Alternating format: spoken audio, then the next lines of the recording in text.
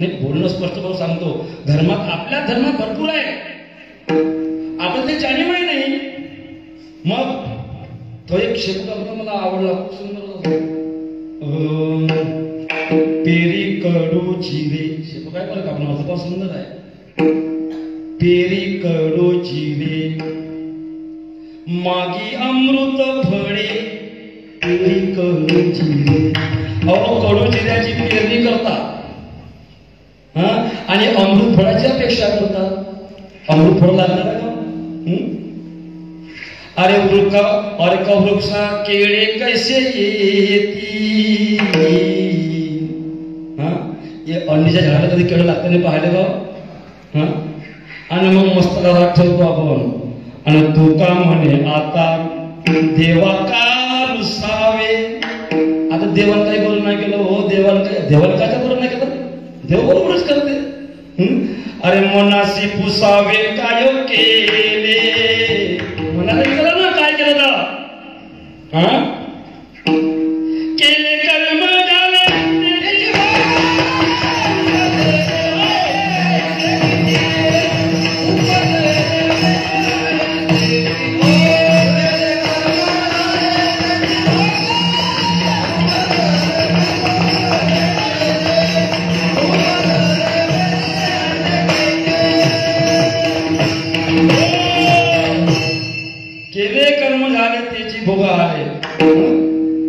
सांगितलं.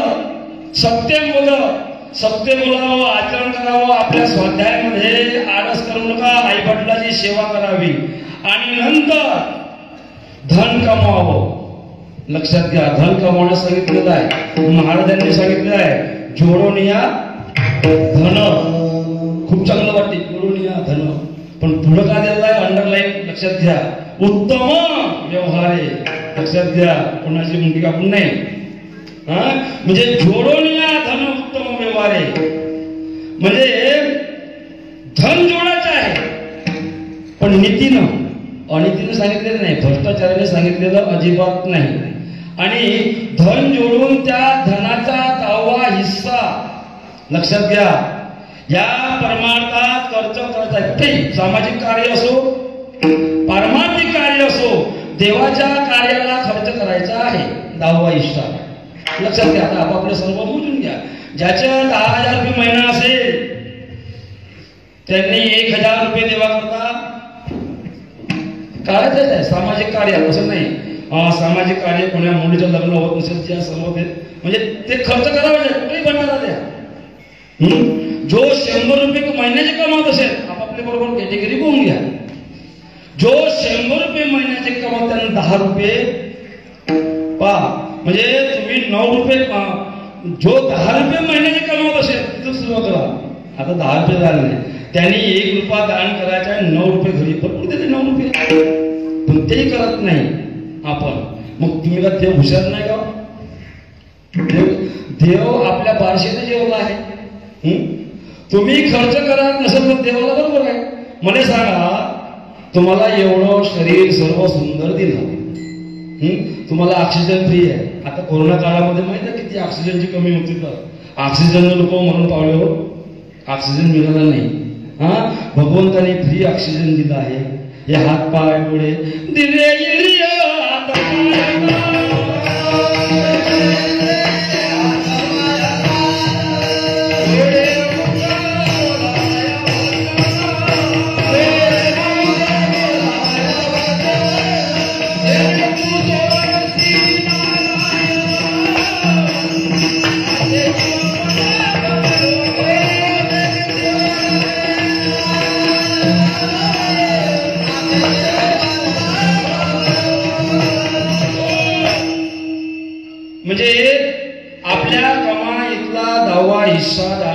आहे. जर समजा कोणी तुम्ही आपलं साधं उदाहरण आहे हो, एखादं जर ट्रॅक्टर आपण किरायानं आणलं तर रविवारी पैसे मागायला येतो ना, भगवंताला नाही. मग भगवंताला द्यायचे नाही का? भगवंताला द्यावं लागेल. असं दिलं भगवंत काढून घेते. कसं काढून घेते म्हणा, कमरात टिंगलावर मी सांगतो कसे काढते. बिमार पडला, ऑपरेशनले 75,000 रुपये लागते भगवंताच्या किराया. लक्षात घ्या. चोरी झाली महाराज, 70,000 रुपये नेले हो म्हणून भगवंताच्या किराया. म्हणजे तुम्ही जर दान केलं नाही समजा, तो भगवंत आपला किराया बरोबर काढून देतो.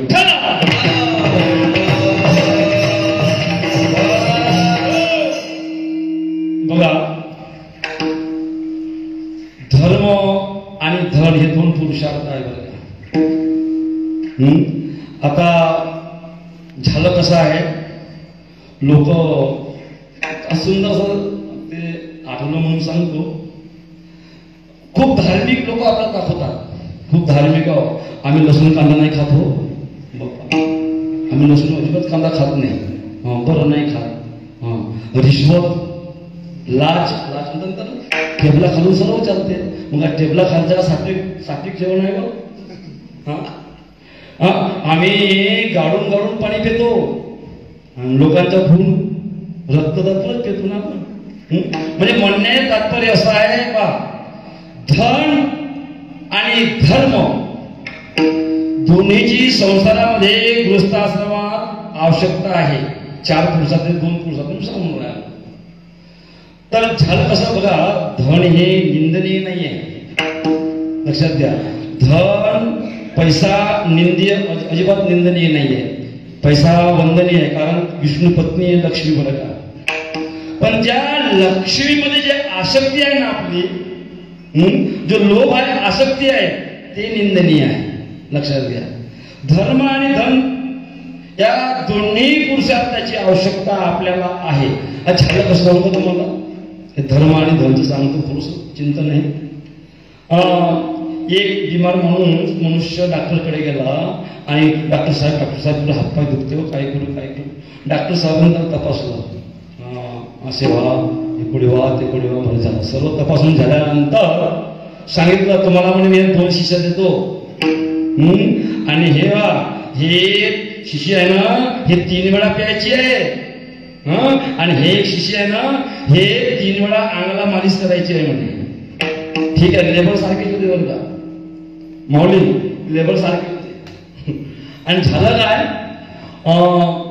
आला घरी, उठे लेबर फाटले त्या 2 शिष्याचे. ह्या खुर्चकडे पडला, लावाची कोणती होय न प्याची कोणती होय.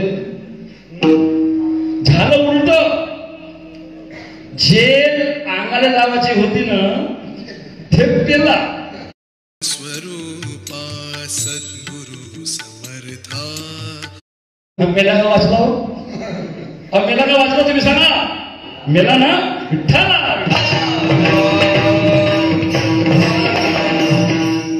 आता सिद्धांताकडे या.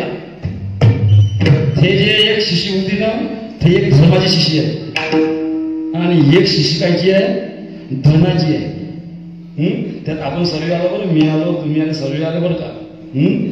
झालं का, जे धनाची शिशी जे आहे ना, ते धन संसारामध्ये वरती लावायचं होतं, लक्षात घ्या. म्हणजे आवश्यकतेपुरतं धन लावायचं आहे, धन हे वरती लावायचं होतं, आणि धर्म ह्या प्यायचा होता बरं का. पण झालं उलट, आपण काय बोलून राहिलो, आपण धर्म आहे का नाही, तो अंगाला लावून राहिलो, लक्षात घ्या. आणि पैसा हा पिऊन राहिलो. तुमच्या लक्षामध्ये आलं असेल.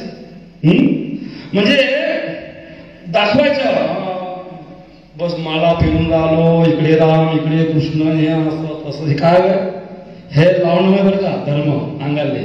आणि पैसा हे म्हणजे पिणं झाला.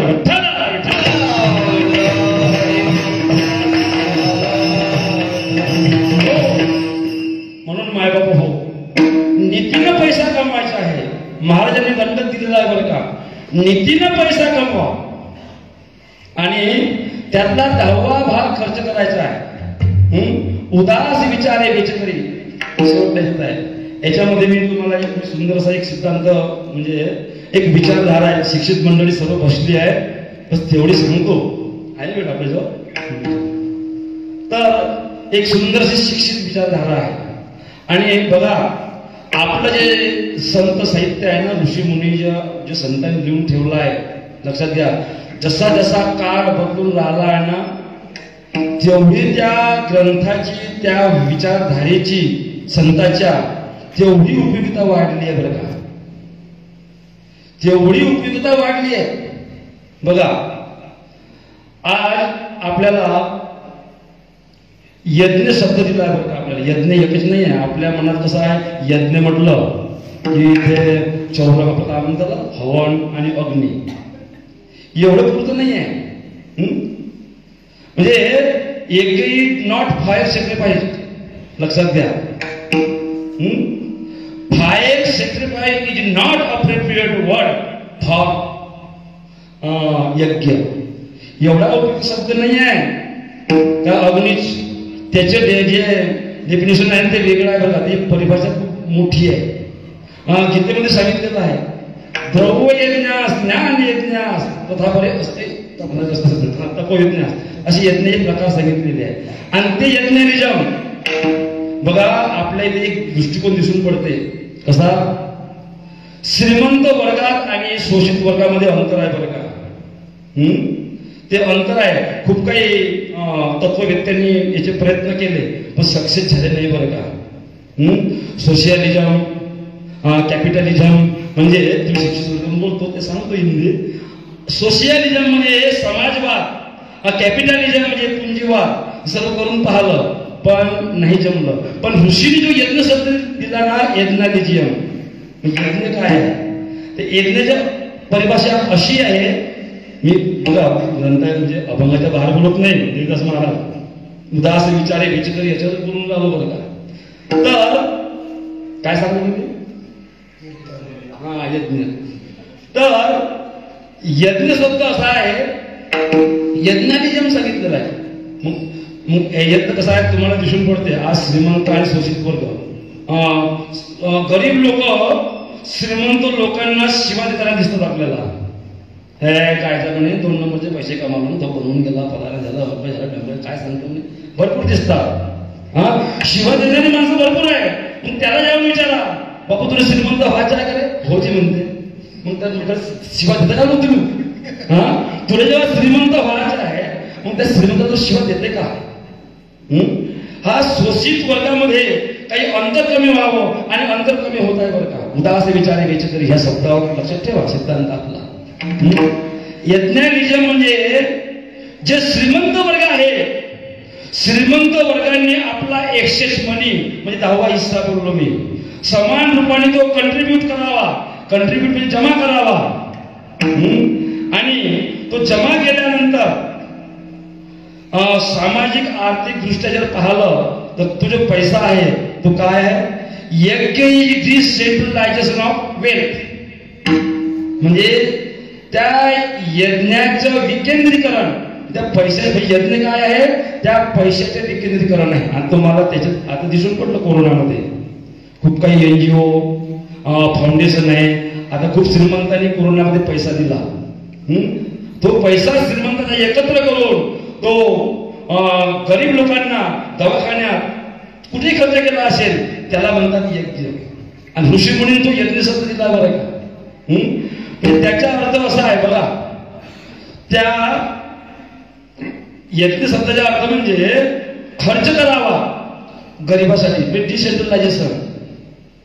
आणि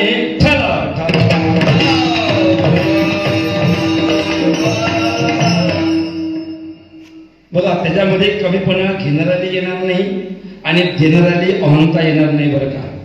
अहंता काय येणार नाही, पैसा तुमचा नाही, पैसा तुमचा आहे का. लक्ष्मी कोणाची आहे, लक्ष्मी ही विष्णूची आहे. आपण आरती करत म्हणतो अर्थ करत नाही बरं का. आपण दान मन दान सब